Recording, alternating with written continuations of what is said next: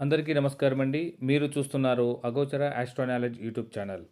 నేను మీ అగోచర.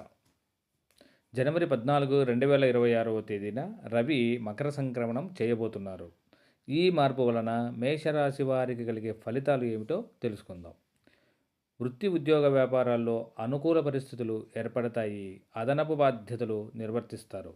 కష్టపడి పనిచేస్తారు. శ్రమకు తగ్గ ఫలితం పొందుతారు. కష్టానికి గుర్తింపు, ప్రశంస లభిస్తాయి. ఉన్నతాధికారుల నుండి సహాయ సహకారాలు అందుతాయి. ప్రమోషన్లు పొందే అవకాశం ఉంది.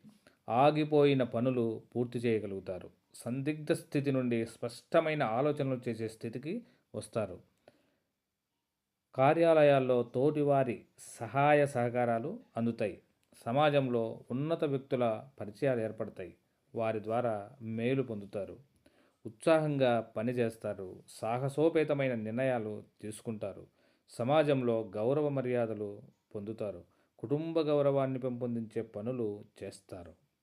కేవలం రవి మకర సంక్రమణం వలన కలిగే ఫలితాలు మాత్రమే. నమస్కారం.